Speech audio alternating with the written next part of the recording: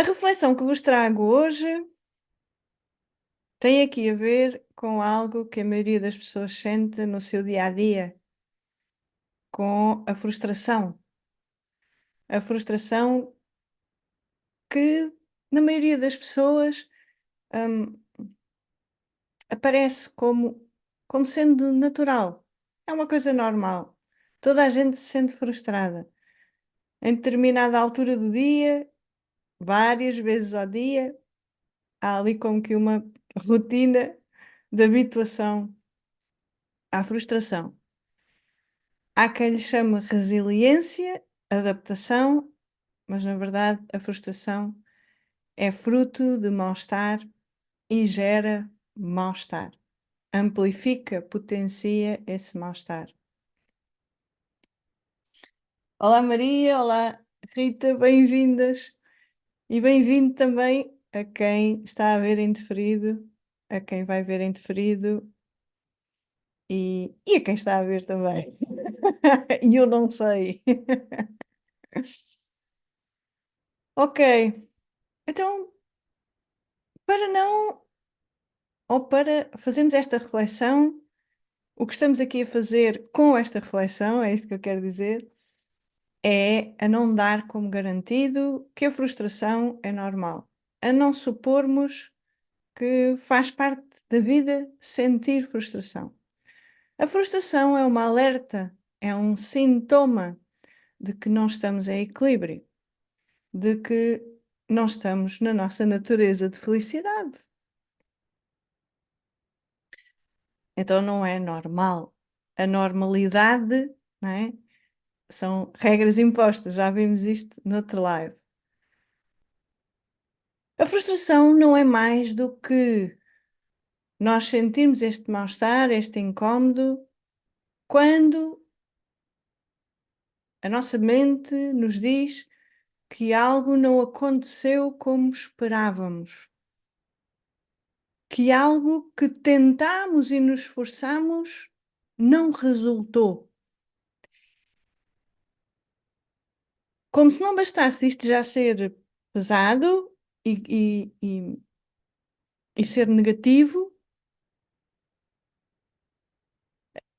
também estamos aqui a dizer, a juntar aqui à festa, que nós estamos frustrados porque lá em determinada altura, ao tentar satisfazer os nossos objetivos, ao tentar alcançar os objetivos, foi em vão.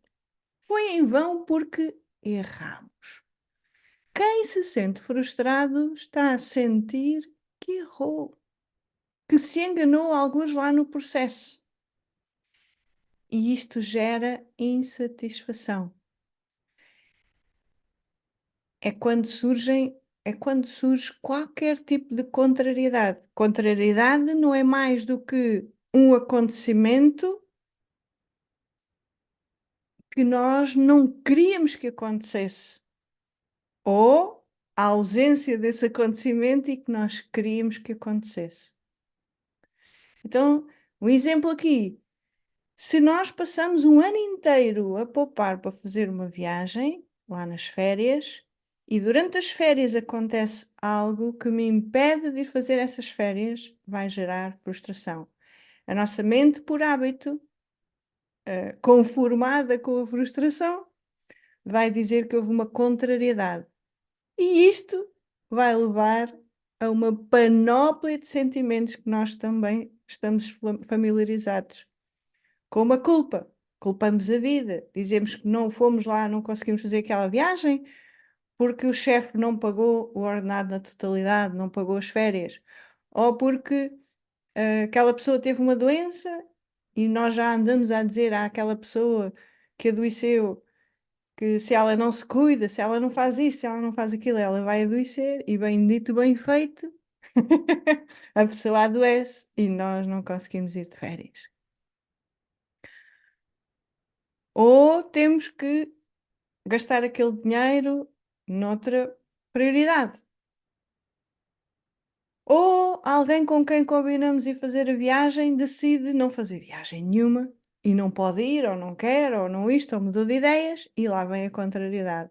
mas automaticamente quem se sente frustrado vai tender a depositar essa frustração noutro,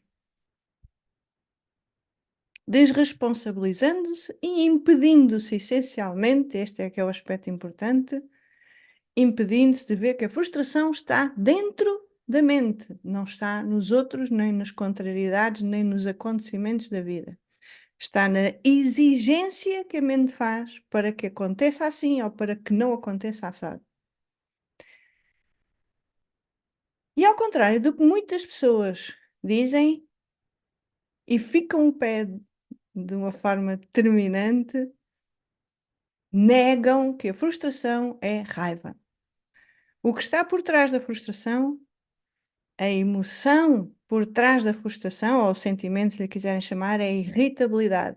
E a irritabilidade, quer lhe queiramos chamar ou não, é raiva.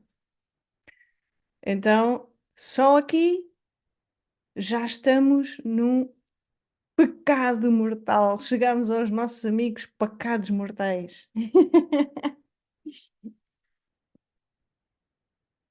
Então vamos ver o que é um pecado. Vamos lá desconstruir aqui esta ideia que vem muito da nossa educação, religiosos ou não. Muitas vezes as pessoas dizem: Oh Marta, mas eu não sou religioso, eu até sou ateu, sou agnóstico, o que seja. Mas isto não tem a ver com sermos religiosos ou não. Pecado é só uma palavra que significa erro. Este erro, digo-vos aqui já de início no live, ao contrário do que é costume fazer, este erro não é mais nada menos do que nós estarmos identificados com o corpo e com a mente, com este ser humano. O ser humano vive a vida convencido, cada um de nós, por esta herança cultural, vivemos a vida tendencialmente a achar que estamos separados do todo, que temos aqui uma identidade para assumir e defender, que é o ego. Então, o ser humano vive na dualidade, nesta dualidade da vida, de uma causa e efeito, ok? As pessoas dizem, mas eu sou este ser humano. E já vamos ver aqui, com mais pormenor, como é que nós reconhecemos que não somos este ser humano. Para além do facto de termos que abrir a nossa mente, não é? Isso é fundamental. Para qualquer ensinamento ou nova perspectiva entrar na nossa mente, para nós compreendermos e ver de outra perspectiva, para mudarmos a nossa mentalidade, temos que querer que isso aconteça e permitir que assim o seja. Então, a frustração não é mais então do que originada por este erro de identificação. Nós estamos enganados em relação à nossa essência, àquilo que somos. Estamos identificados com o ego, que é aquele falso eu que nos diz que nós somos vulneráveis, pequeninos, inferiores, limitados, mortais. E por isso é que os pecados são tidos como mortais. Não tem a ver com ser religião ou não. Não tem a ver com aquele Deus que as religiões criaram e humanizaram. Este Deus, ou seja, é uma projeção mental. Nas religiões, o que se fez, na maioria das religiões, foi a mente humanizou um Deus, tornou este Deus, que é um espírito, em, em ser humano, com uma forma, com limites, com fronteiras, com um ego, como se Deus tivesse um ego que fosse um juiz que, por comparação, através dos pensamentos e dos processos mentais de comparação, fizesse lá o julgamento entre os opostos na dualidade, ou seja, é bom ou é mau, é certo ou é errado, é bonito ou é feio. Não tem a ver com o facto deste pecado, este erro, ao contrário do que nos ensinam, não tem a ver de todo, em momento algum, nem nunca terá a ver com um julgamento prévio. Não tem a ver com o facto de um comportamento ser bom ou mau na realidade. Na realidade não há comportamentos bons nem maus. Não há pessoas boas, nem há pessoas más. Só há ser, essência. E este é o verdadeiro erro. Ele é mortal porque quando nós nos identificamos com o ego, tendo em conta que o ego se vê de forma insuficiente, a tal inferioridade, é mortal porque este ego é mortal. Porque este ego é um corpo que nasce, que tem lá um período de desenvolvimento e morre. E é isto que é esperado das pessoas, do ser humano. Que neste período em que nasce, entre o período em que nasce e morre, cumpra as normas, cumpra as regras, seja, tenha boas ações e melhor evolua como ser humano e se torne melhor pessoa. Para quê? Para que este Deus castrador ou este Deus como juiz observe, avalie e compare e julgue o comportamento da pessoa. E é como se Deus fizesse uma triagem. Se a pessoa ao longo da vida fez boas ações e chega ao fim da vida se redimiu, então vai para o céu. É considerado boa pessoa, suficiente. Se a pessoa purifica ao longo da sua vida, então a pessoa evoluiu e vai lá para o céu, para o pé de Deus. Se não, vai para o purgatório, vai sofrer, vai ser punido, vai ser castigado. Mas reparem, isto não é nada mais, nada menos do que a forma como a mente funciona. Não é Deus que compara e julga. Não é Deus que define, consoante o nosso comportamento, se nós temos um comportamento certo ou errado. Se vamos para o céu ou para o inferno. Se sofremos reforço positivo, se somos compensados das boas ações ou se somos punidos pelas más ações. Não é Deus que faz isto. É a mente humana. É o ego. O único sítio, local onde supostamente existe este processo de comparação e julgamento é no ser humano. É na humanidade. É na mente. Nunca no espírito. Porque nós, para fazermos esta comparação, como já vimos também numa live anterior, sobre a comparação e o julgamento, para fazermos esta comparação, temos que dar atenção a uma coisa que se chama pensamento. Nós precisamos de utilizar o intelecto, lá na mente, precisa de utilizar o pensamento para comparar uma ideia com outra, uma convicção com outra, uma crença com outra, uma ideia mental que está a limitar a nossa visão para além da visão física, com o acontecimento do dia a dia, de outras pessoas, dos nossos próprios comportamentos. E este é o erro. Este é o pecado. Não porque vamos ser punidos ou recompensados, mas que estarmos identificados com o ego é estarmos a acreditar que somos mortais. É não estarmos a ver a nossa essência.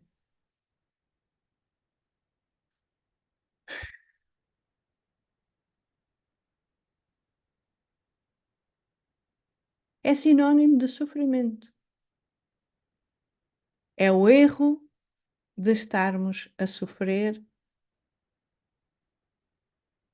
não é por antecipação, mas é um sofrimento que é ilusão e que nos parece tão real, porque nós acreditamos tanto que nós somos este ser humano e que somos todas estas dores do ser humano. Ok, já vamos desenvolver aqui esta parte da espiritualidade mais no fim do live. Tendo em conta então que esta identificação com o ego é o grande erro, é o que nos gera, de facto, a frustração, que não é nada mais, nada menos do que irritação, é a ativação da emoção de raiva. E damos então aqui com o primeiro e famoso pecado mortal, que é a ira. A ira que não é nada mais, nada menos que a raiva. Que acontece como uma consequência de estarmos a achar que poderíamos não ter errado, que poderíamos ter aquele resultado desejado. A frustração que gera esta irritabilidade, esta ira, é uma hipnose com esta emoção de raiva. É uma hipnose com a crença de que nos falta realizar algo para sermos suficientes, para sermos abundantes, para sobrevivermos. Cá está, para não morrer. Mas a própria ira é um erro, porque a ira é fruto da identificação com o ego.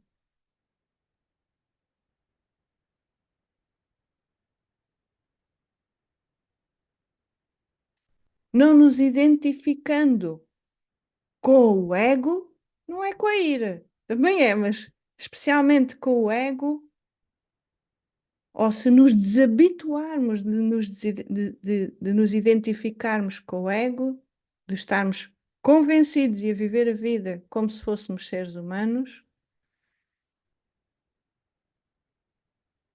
é o que nos leva a que não haja este resultado de ira. Isto é, se nós não alimentarmos esta emoção da raiva, se não alimentarmos esta identificação com o ego, quer dizer que não nos vamos sentir insatisfeitos. Pelo contrário, vamos nos sentir satisfeitos. Vamos confiar na vida. Vamos estar em aceitação. Reparem que a insatisfação não é mais do que querer algo que achamos que nos falta. E a satisfação, a aceitação, é exatamente o oposto. É não querer nada, é não desejar nada. E isto acontece não é porque a mente tenha uma decisão, também lá como o Deus humanizado. Não, é porque é o nosso estado neutro, de imparcialidade. Quando nos começamos a habituar a estar nesta aceitação e porque reconhecemos que a somos, quer dizer que nós deixamos de estar a escutar o nosso pensamento e a acreditar nestas mentiras da mente que nos dizem, a mente que diz: eu preciso disto, eu preciso daquilo, eu tenho necessidade disto, eu gosto disto, então eu tenho que me esforçar para satisfazer estas necessidades, que a mente chama de necessidades.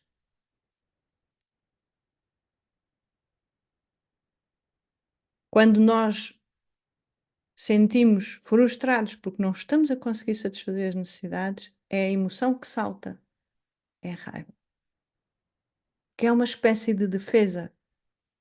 Estamos a defender das injustiças, do desrespeito, que é a ira que está por trás disto. A ira funciona como escudo, para além, é aquilo que eu também já disse há pouco, que é uma hipnose com o ego. Portanto, se o ego dispara lá uma subfunção no seu programa de ira, de irritabilidade, de raiva, e nós acreditando que somos o ego, não é? Vamos sentir, vamos achar que aquela ira nos pertence e que somos nós que somos insuficientes e que temos ataques de raiva. O pior cenário aqui é quando as pessoas dizem: eu já não sinto raiva. Este é o pior cenário, é o maior problema, porque a pessoa tentar se convencer, tapando as irritabilidades e chamando-lhe outros nomes, para além da raiva, é estar a perpetuar, não nos permite trazer ao de cima estes hábitos, estes programas mentais, para os limpar, para os desconstruir. Por sua vez, esta irritabilidade, ou seja, esta frustração, vai gerar todos os outros pecados mortais, todos os outros erros mortais. Ou seja,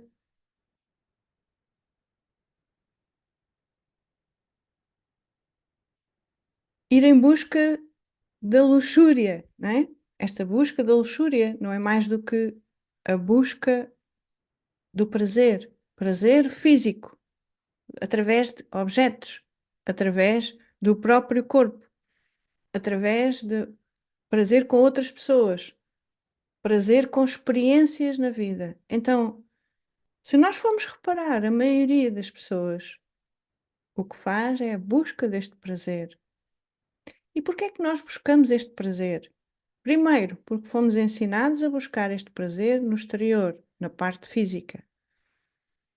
E isto foi-nos passado por herança cultural, porque também quem nos ensinou isto e a forma de funcionar da nossa sociedade é um estímulo constante de procurar o prazer como se fosse a solução para estarmos em equilíbrio e ser felizes.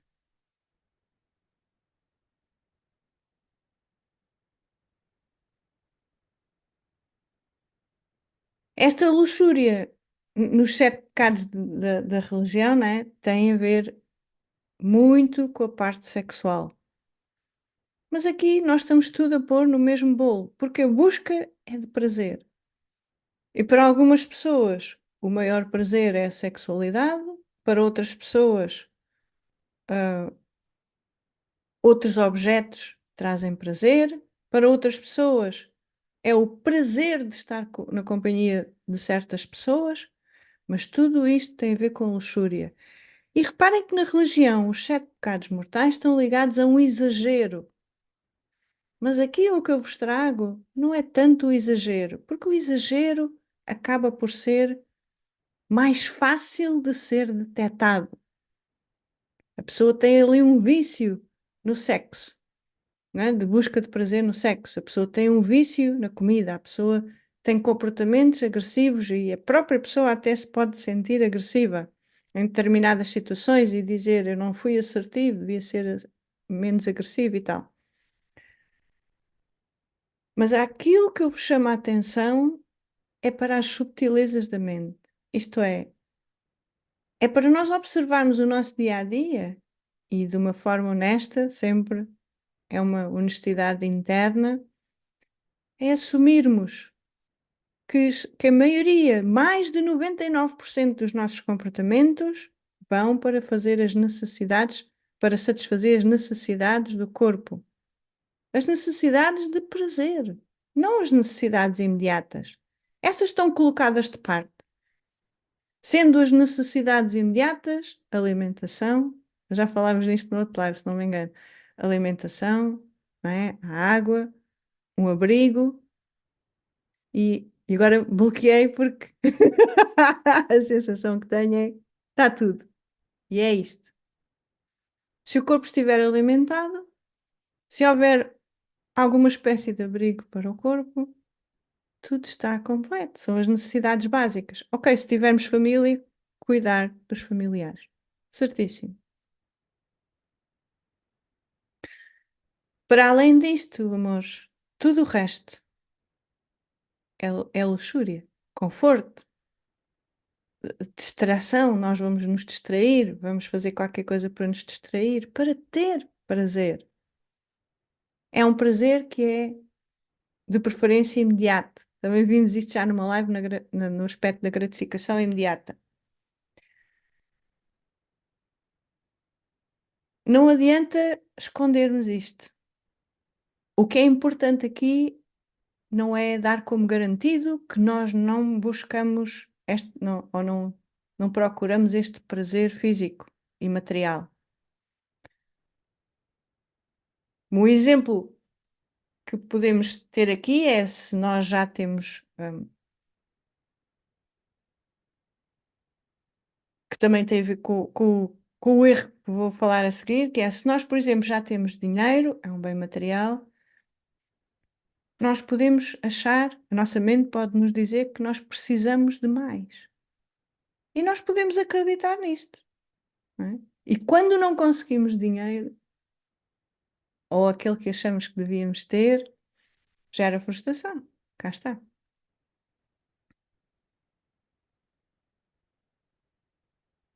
O oposto desta luxúria é pureza.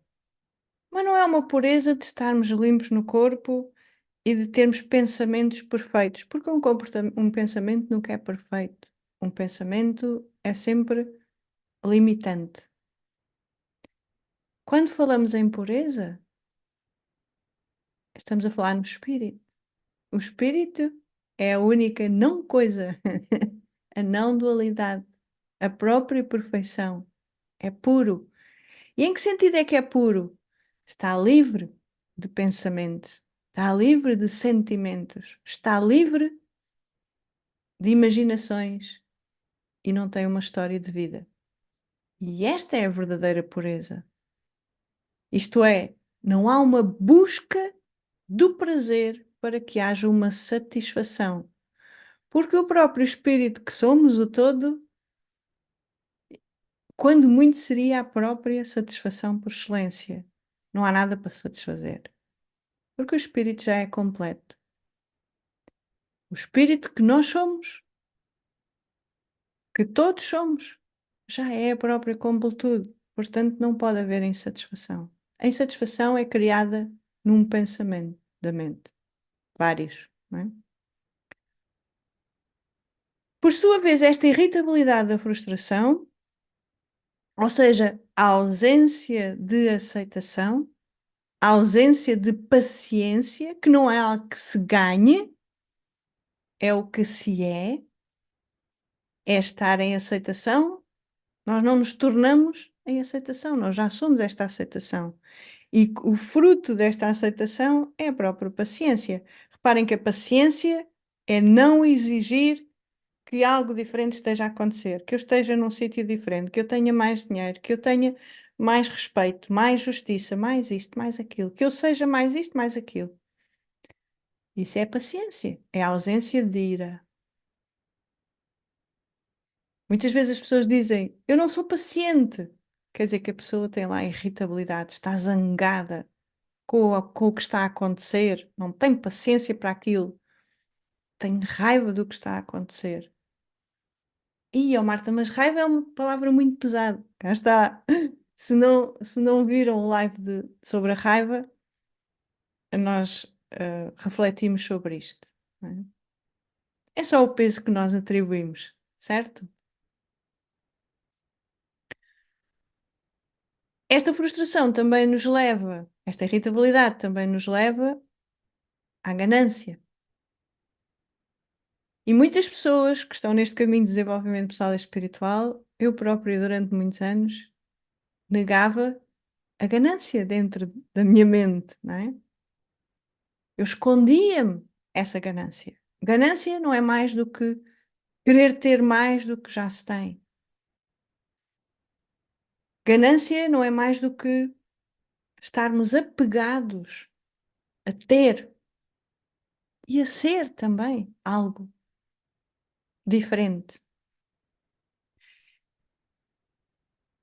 E queremos ter porque achamos que não temos. Nós guardamos as coisas em casa, nós queremos ter muito, fartura, porque dizemos que é para ter o mínimo de conforto. Mas não é o mínimo. Já está mais para além daquilo que precisamos verdadeiramente. Nós passamos o nosso dia a dia a querer ter coisas. A quando damos um exemplo que eu costumo dar. Eu dou lá uma prenda a uma pessoa, essa prenda é dinheiro. Se a pessoa não usa como eu acho que deve usar aquele dinheiro, nós ficamos irritados. Dizemos que é uma injustiça, que aquela pessoa não está a fazer um bom uso do dinheiro. Estamos a fazer um julgamento.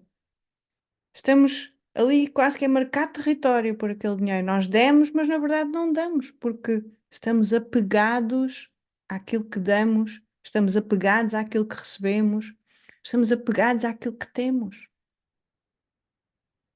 Quando ficamos muito chateados porque nos riscam o carro, isto é ganância, é avareza, porque nós queremos ter as coisas todas perfeitinhas e quanto mais, melhor. Quantas vezes nós temos dificuldade em dar roupa, em dar livros, em dar eletrodomésticos? A maioria das pessoas dá aquilo que já não usa, dá aquilo que já não quer. Mas esse não é o verdadeiro dar. Ganância é estarmos com medo de não ter o suficiente para nós. É estarmos com medo de não ser o suficiente. E isto é o apego. Quando nós abrimos mão destas falsas necessidades que a mente nos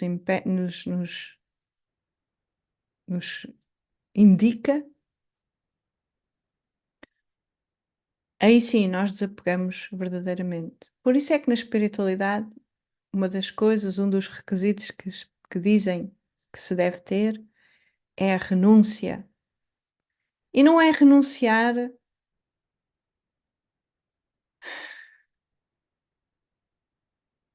não é, é uma renúncia, é renunciar. É abrir mão desta ganância, é assumir que tudo aquilo que acumulamos na nossa vida, incluindo no nosso corpo, incluindo o conhecimento da mente, é um medo constante de perdermos tudo isto, de perdermos estabilidade e segurança na vida, de perdermos conhecimento, de perdermos o reconhecimento das pessoas, de perdermos estatuto. Então, como veem, tudo isto tem a ver com esta avareza, deste colecionismo. É um hábito, é a força do hábito. E cá está, isto não é pessoal, isto é só a identificação com o ego.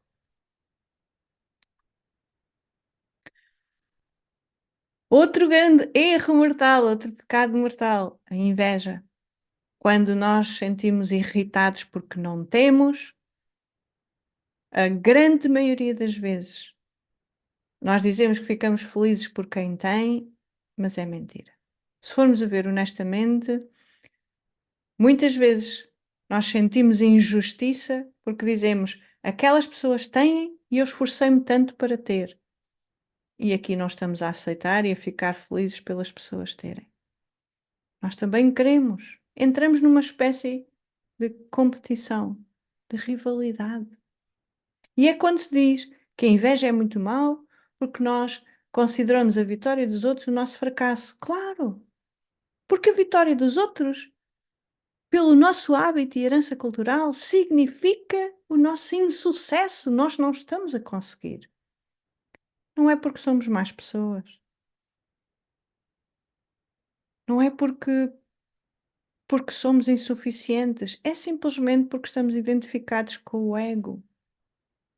É simplesmente porque não nos vemos como suficientes, que acreditamos no que a mente diz, que nós não temos o suficiente, não somos bons o suficiente, que não podemos sentir estes pecados mortais. Não é algo que se sinta, é só a desidentificação.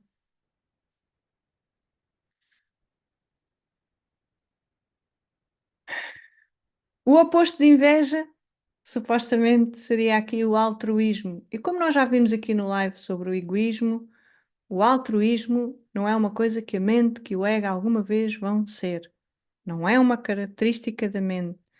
Altruísmo é simplesmente a aceitação da vida tal qual ela é. É não esperar nada de volta. Altruísmo é não esperar resultados. Mesmo quando este corpo e mente estão lá a fazer uma ação, estão a fazer algo, quando nós estamos totalmente e absolutamente desidentificados do resultado. Estamos no aqui e agora. E, portanto, não estamos no futuro.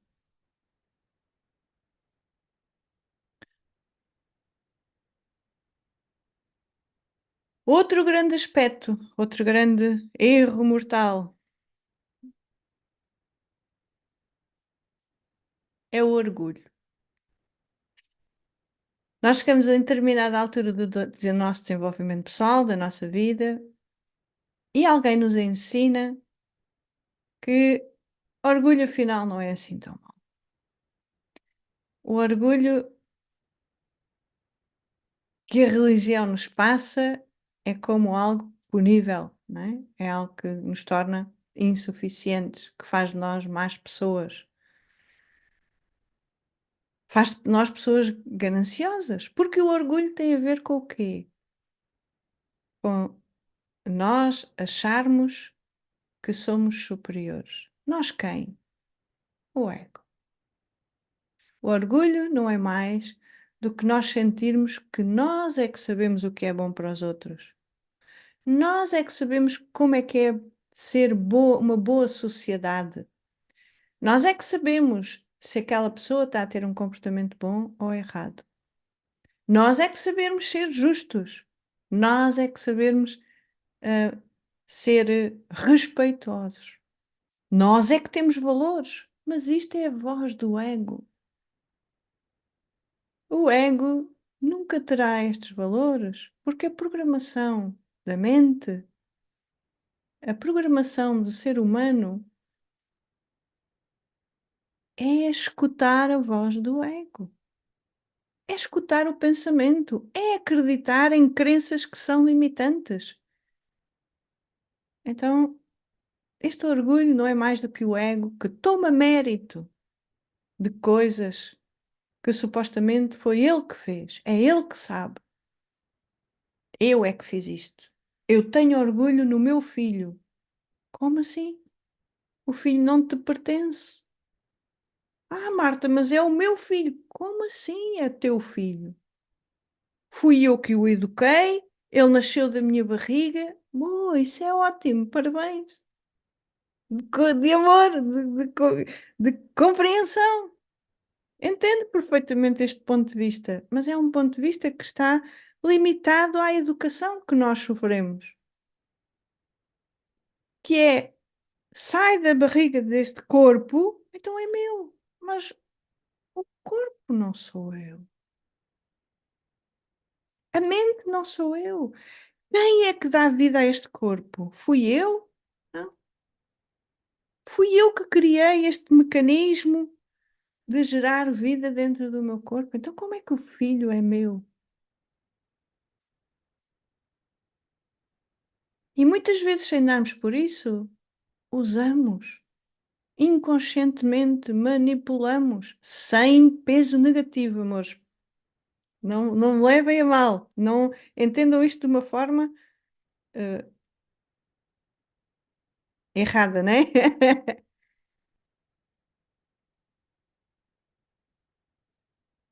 Este orgulho, como qualquer outro erro mortal, como qualquer outro pecado mortal, não é bom nem é mau. Não nos torna maus nem bons. É só como se nós estivéssemos a observar estes acontecimentos na mente. Assumi-los no sentido, sim, eles estão aqui, ok, para podermos desconstruir. Então, este exemplo que vos estava a dar, não é? É que muitas vezes nós manipulamos os nossos filhos inconscientemente. Quando nós queremos que os nossos filhos tenham notas boas, nós dizemos: eu quero que o meu filho tenha notas boas porque ele assim vai ser feliz. Sim, mas ele assim vai ser feliz porque os pais também vão ser felizes pela felicidade dos filhos. Em primeiro lugar, porque nós achamos que a nossa felicidade depende dos filhos, ou de outras pessoas, ou da felicidade das outras pessoas, quando nós já somos a própria felicidade. Em segundo lugar, porque muitas vezes nós projetamos os nossos desejos, as nossas necessidades de realizar sonhos nos nossos filhos, nos nossos pais, nos nossos companheiros, nos nossos amigos, nos nossos chefes. A verdade é que aqui o orgulho é dizer: "O meu filho teve boas notas", como se eu estivesse a dizer: "Eu é que sou superior, eu é que sou superior, porque eu é que o eduquei, dei-lhe uma boa educação, e é por isso que ele tem agora boas notas".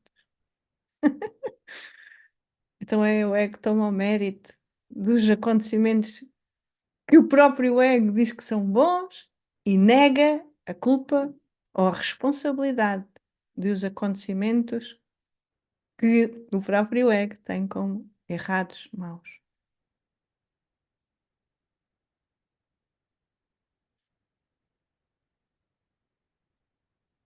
O oposto do orgulho, amores, é a humildade. A humildade não é alguém que nos tornamos, é o que já somos. A humildade não é nada mais, nada menos do que a aceitação. É estar, é ser esta aceitação que já somos.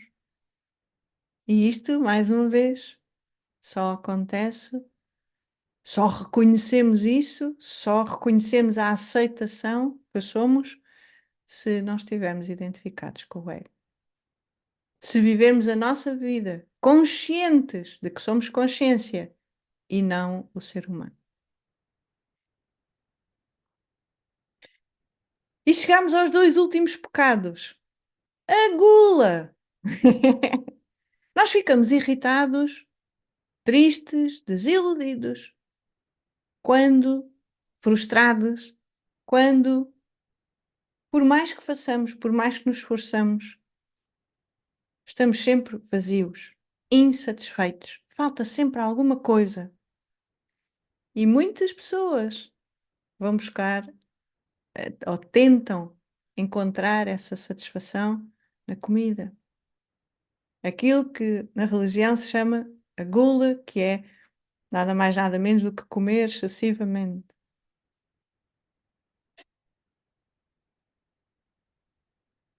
Para além deste comer excessivamente, a reflexão que vos trago aqui é quando nós estamos focados no nosso corpo, porque somos magros ou porque somos gordos, e isso tem que mudar. O nosso ego está a tentar controlar e modificar o corpo para ter um resultado. E depois, quando não consegue engordar ou emagrecer, consoante o caso, vem a frustração, vem a ira, normalmente com o próprio, e é inconsciente. Nós culpamos-nos por comermos demais. Comemos coisas que não devíamos ter comido. Ai, mas soube tão bem. Isto é gula. Vou dar uma facadinha. Isto é gula.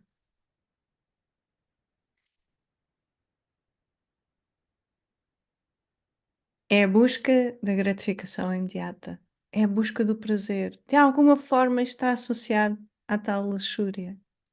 Todos estes pecados, eles não estão separados, eles estão todos interligados, não é?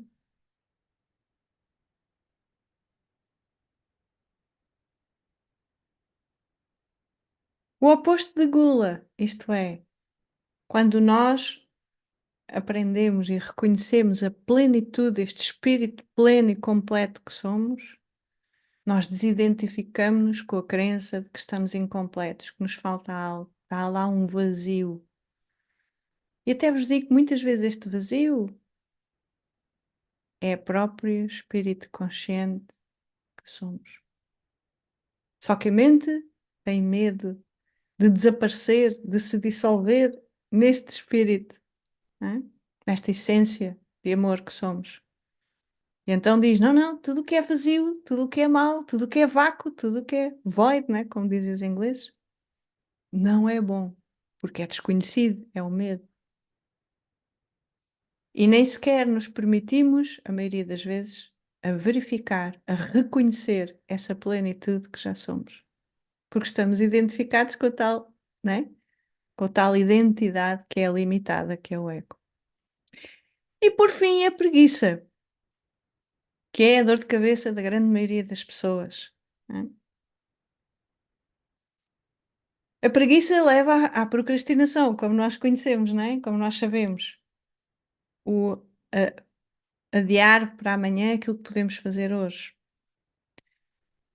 A preguiça aqui tem vários aspectos subtis que nós muitas vezes não nos apercebemos. Esta frustração esta azáfama do dia a dia, esta tentativa de nos esforçarmos para satisfazer aquilo que a nossa mente diz que não está satisfeito e que precisamos, leva-nos a um cansaço tremendo, porque nós já somos o todo, estamos a batalhar contra a maré, estamos a tentar ser aquilo que já somos, estamos a tentar ser suficientes quando já somos. Estamos a tentar estar em aceitação, ser assertivos, estamos a tentar ser bons, suficientes, estamos a tentar a perfeição quando nós já somos. Então isto é desgastante, porque estamos a alimentar uma falsa identidade que é o ego. Estamos a alimentar uma mortalidade que não existe. Estamos a alimentar, ou diria até mesmo, estamos a alimentar uma mortalidade que não somos. Estamos a alimentar uma ilusão. Estamos a querer ser humanos que não somos. Então, este é o grande desgaste. Este é o grande originador de doenças no corpo, na mente. Este é o verdadeiro cansaço.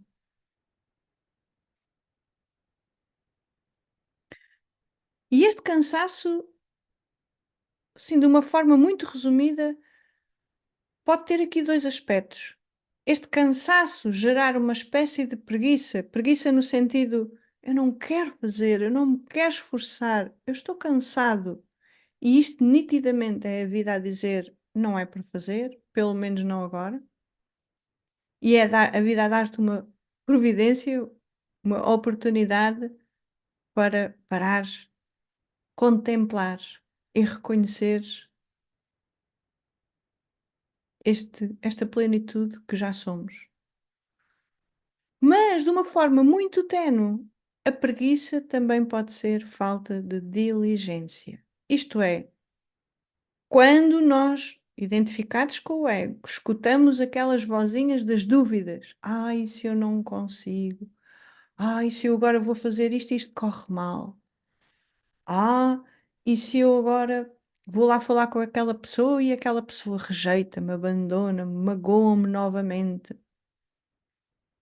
Então é um conformismo, a uma inação,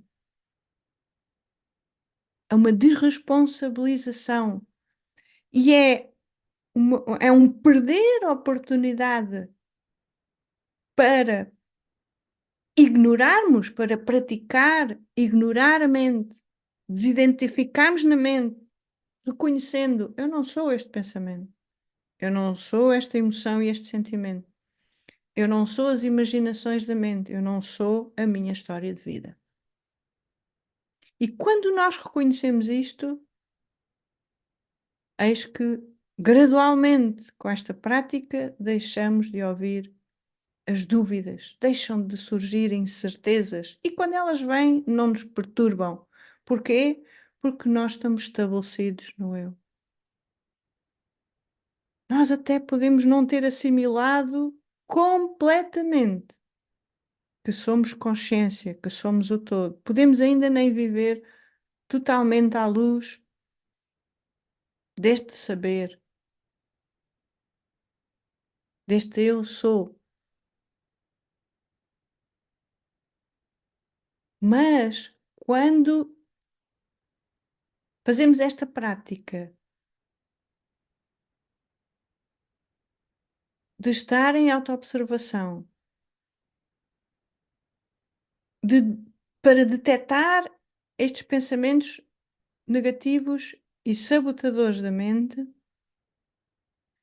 para podermos desconstruí-los. Então vamos nos desabituando de acreditar na vozinha mental. E é aqui que acontece a diligência. Também já fizemos um live sobre isto. Se não viste, recomendo. Ou quem não viu, recomendo que veja. Porque a diligência é amor. Diligência é estar em aceitação, reconhecendo, vivendo à luz deste amor incondicional, sem condições.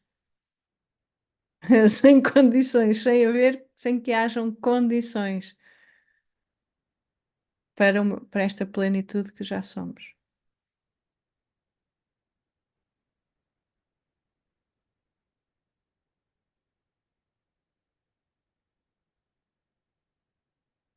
Está a fazer sentido, amores?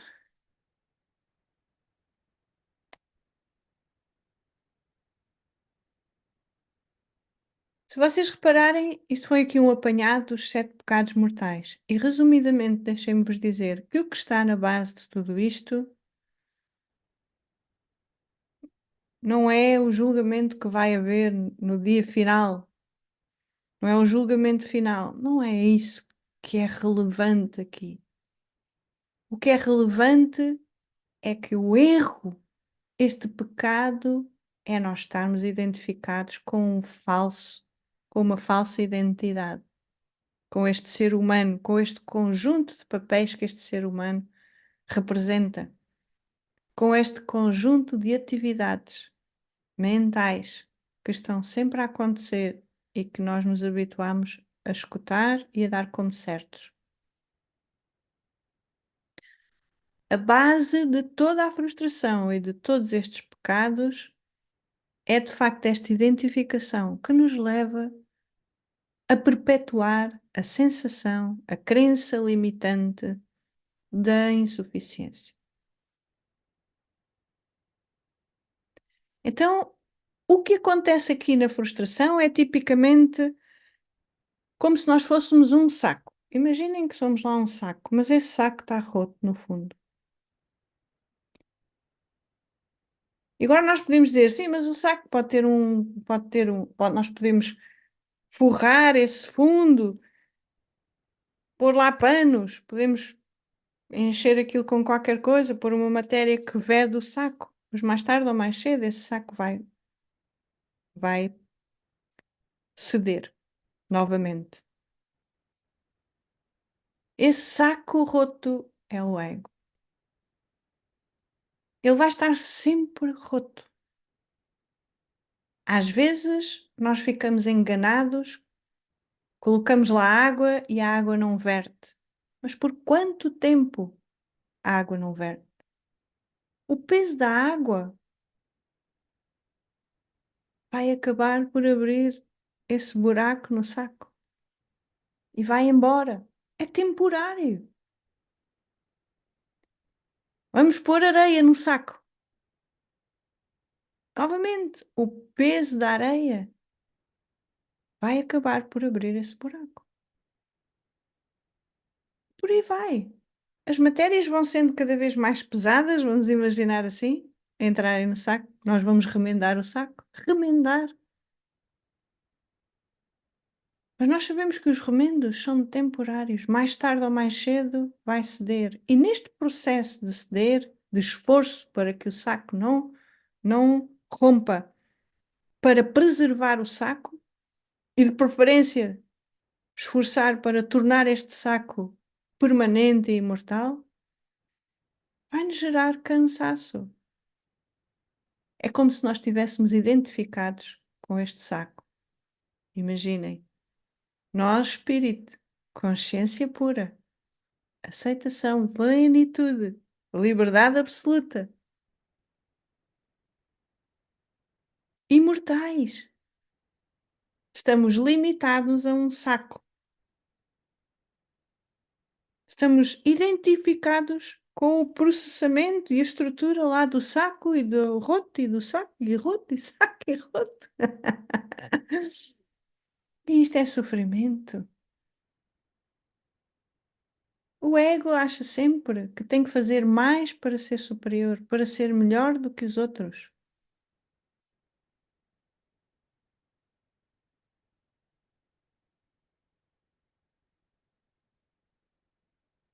Hum. E o irónico é como se nós estivéssemos a dizer que nós, nós dizemos eu sou espírito imortal, mas depois comportamos-nos como mortais, com medo de morrer, com medo de perder, com medo de não conseguir realizar sonhos, estatutos, profissões, ser abundantes. ter mais dinheiro, ter mais casa, ter mais conforto, ter mais segurança. Agora fui assaltado, agora vou pôr mais trancas à casa. O que adianta? O que gera sofrimento não é ser assaltado ou deixar de ser, é o medo de que isso venha a acontecer. Esse é o verdadeiro sofrimento. Sofrimento de que um dia posso ter uma doença, então agora, no agora, eu faço uma alimentação saudável, mas o meu foco vai estar no futuro, que eu nunca vou viver o futuro. Ou vou ter medo de que algo se repita lá do meu passado, que eu nunca vou viver o meu passado. Estar identificados com a mente, com o ego, com o corpo, é andarmos neste jogo, nesta viagem entre passado e futuro. Ilusões. E é isto que nos dá a sensação aparente de que somos mortais, de que estamos dependentes de tempo, de que estamos dependentes e presos no passado e que temos que nos libertar do passado.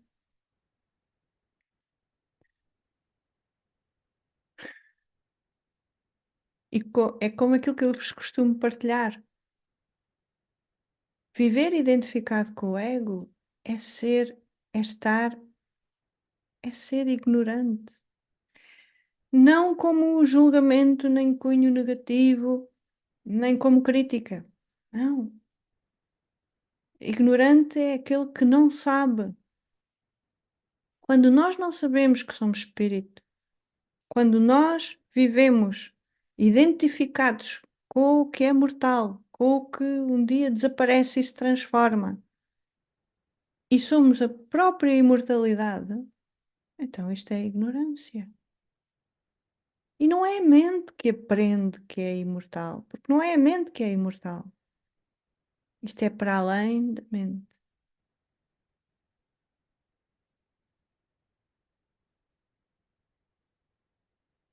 Viver identificados com este ego, com este saco roto, é vivermos à luz das leis universais, que são limitadas, porque dizem respeito aos objetos, às pessoas, aos acontecimentos, às situações da vida. É a lei dos opostos. É bom ou é mau. Está certo, está errado. É bonito ou é feio. É difícil ou é fácil. E por aí vai. E é esta crença de que há uma lei de causa e efeito, do karma, que gera efetivamente karma. Porque a mente não é mais do que aquela ilusão que projeta as próprias ilusões. A mente é a causa. A tua atenção para a mente alimenta a própria criação na mente. Por isso é que as pessoas dizem: se tu acreditares em ti, se tu acreditares que consegues, a tua mente é co-criadora desse resultado. Mas o problema é que a mente, o ego, sabotam. Não é do interesse da mente e do ego conseguirem, terem resultados. O conflito, a ansiedade que gera, o esperar que aconteça alguma coisa ou que não aconteça outra, isto é, viver à beira do medo ou viver a vibrar em escassez, é aquilo que nos limita, é aquilo que gera karma, porque nós estamos a esforçar-nos. Este esforço é o karma, é a ação, é nós acharmos que somos nós, ser mortal, ser insuficiente, limitado,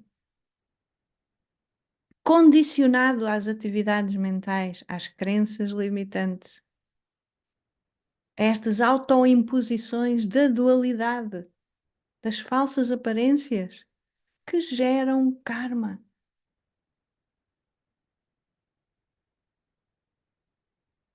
É viver na mentira da mente.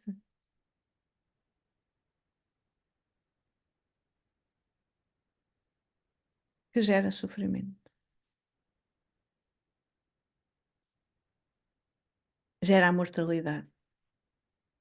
Mortalidade é sofrimento. Não é? Por outro lado, se nós, de uma forma diligente, sempre em aceitação,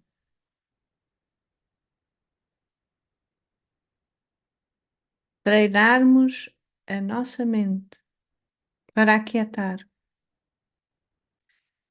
E como é que nós fazemos isso? É o treino, a prática de abandonar, de ignorar, de desapegar de tudo o que a mente, do que surge na mente.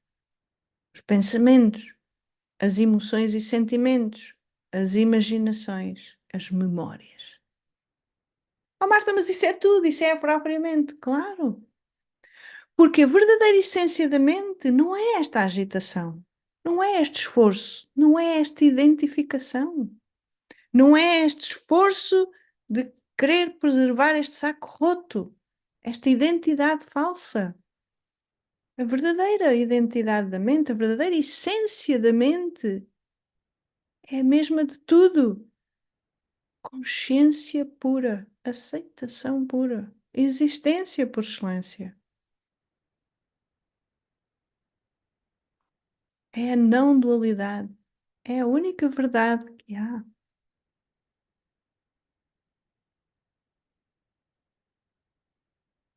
Nesta verdade, quando nós reconhecemos esta verdade, esta consciência, este eu sou, este espírito pleno,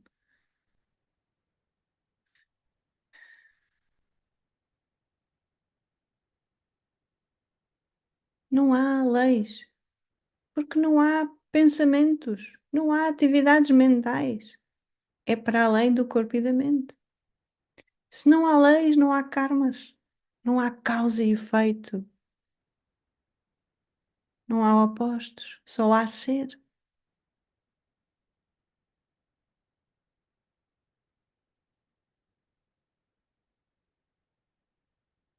É um vazio,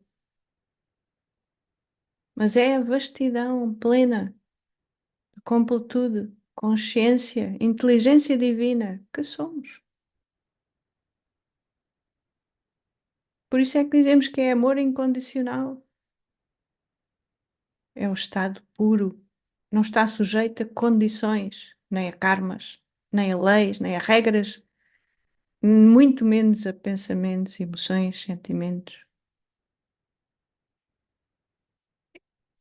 É absolutamente independente, é imaculado, livre de apegos, é o altruísmo, é a diligência por excelência.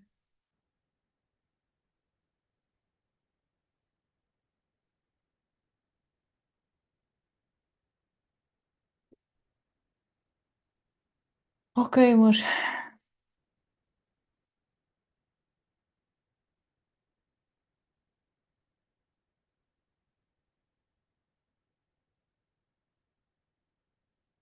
É isto que eu tinha para partilhar convosco hoje.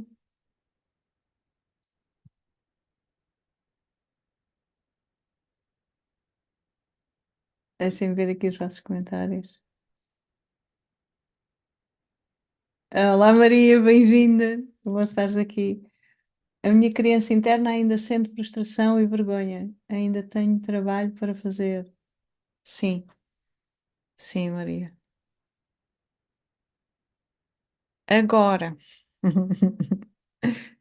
se estivermos a ver da perspectiva da mente, a metáfora que se encontrou ao fazer estas desconstruções mentais é que é como se houvéssemos aqui uma criança interior presa lá no passado.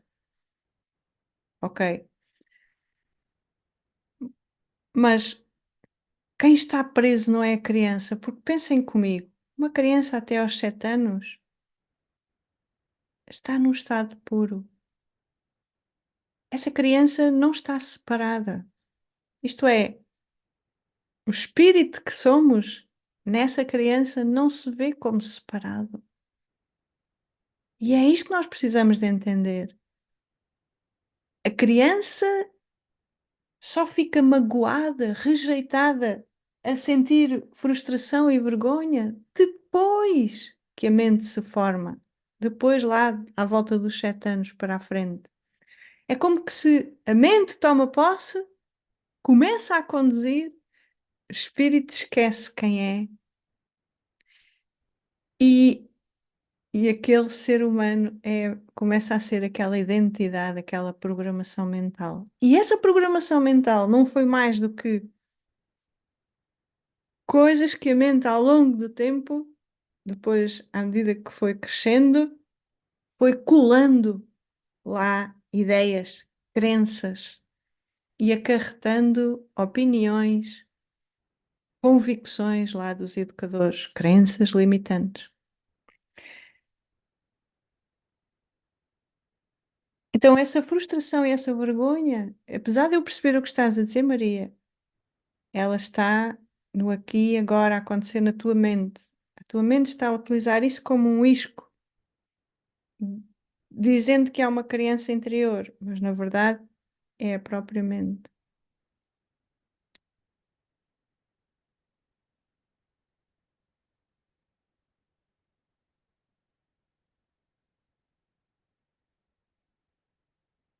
Essa criança interna é o espírito em estado puro. Então, se essa criança interna é o espírito, é a plenitude, é a própria consciência, ela nunca pode sentir sequer. Ela não pensa. Ela é o todo já, por excelência. Ela é a própria sabedoria. Ela sabe isso. Ela, ela está consciente de estar consciente. Se vos faz sentido, não é?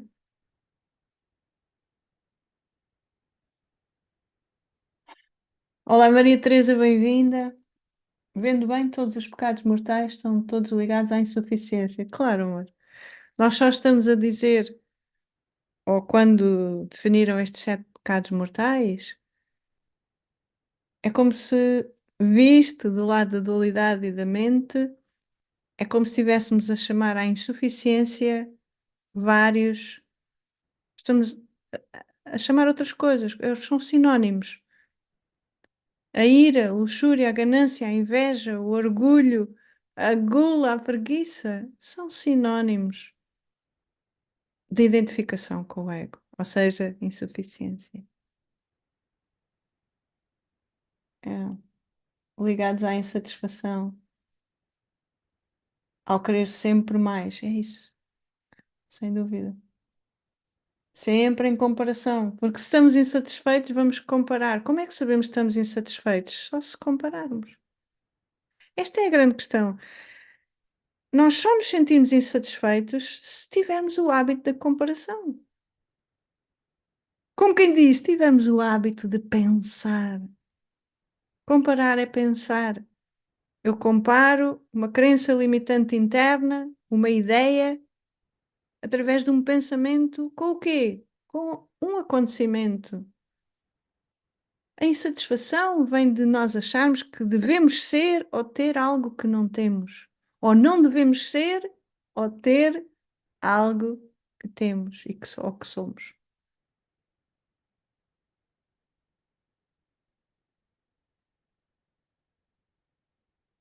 Ok, amores, vamos ficar por aqui hoje. Espero que tenha sido mais um live que vos encoraje a abandonar esta dualidade. Dualidade é sinónimo de sofrimento. Nestas lives nós temos visto uma a uma, que seja lá qual for o tema que falamos, como diz aqui a Rita, vai dar sempre à insuficiência. E esta insuficiência é a ignorância. É nós sermos a própria não dualidade, esquecidos de que somos plenos, de que somos o todo, de que, de que, de que esta infinitude, esta pureza, esta inocência que somos não podemos acrescentar nem retirar nada.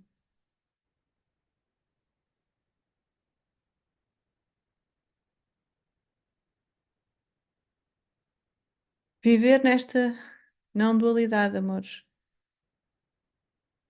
é simplesmente virar as costas a tudo aquilo que vivemos até agora, que aprendemos até agora. Nada nos serve aqui.